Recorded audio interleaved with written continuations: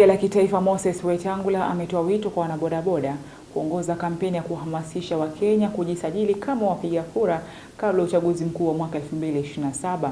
Ametetea safari za mara kwa mara za Rais William Ruto anazosema zinanuia kuhakikisha miradi ya maendeleo imefanikishwa kikamilifu, akiwataka wananchi kumuunga mkono katika uchaguzi mkuu wa mwaka 2027.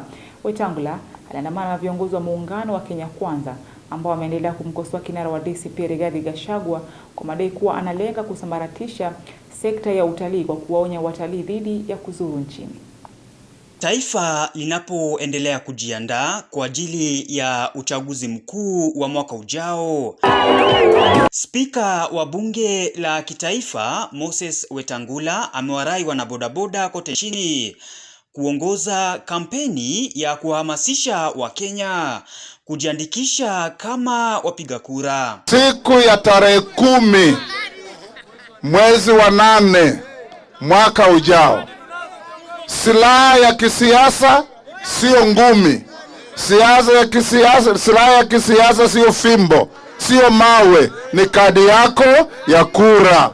Kumpenda Ruto si kusema tutam peke yake. Ukimpenda Ruto, angalia babako, mamako, ndugu yako ambaye hana kitambulisho achukue kitambulisho, ambaye hana kadi ya kura fanya nini? Alafu ndo tuseme tutam ya nani? Akitetea ziara za mara kwa mara za Rais William Ruto katika sehemu mbalimbali nchini na nje ya nchi, Wetangula amebaini kuwa rais ananuia kuhakikisha miradi ya maendeleo imefanikishwa kikamilifu ili kuwafaidi wananchi.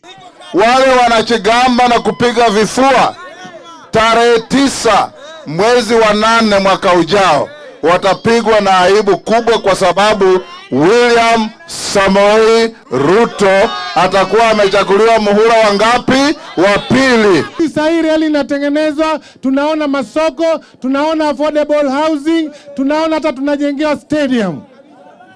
Kazi zote na barabara pia, kazi zote ambazo zimefanywa na marais waliotangulia wanne, Rais Ruto amefanya mara 100 zaidi ya hao. Aidha, amewakosoa viongozi anaodai wanaendeleza mambo yasiyokuwa na manufaa kwa wananchi, hasa baada ya watalii kuonywa dhidi ya kuzuru Kenya kutokana na ongezeko la visa vya wahuni nchini. Utalii ndio nguzo ya uchumi wa hapa, na inasikitisha kusikia mtu anasema watalii wasikuje Kenya. Utalii inachangia vikubwa katika uchumi wetu. Vijana wanafanya kazi kwa mahoteli ya kifahari.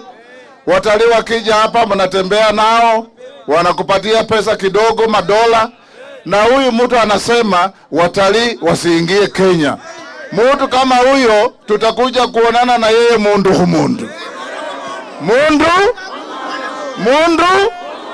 Kwa sababu hatuwezi kukubali mtu kuhujumu uchumi wa Kenya. Kama yeye ni tajiri, kama yeye ameshiba.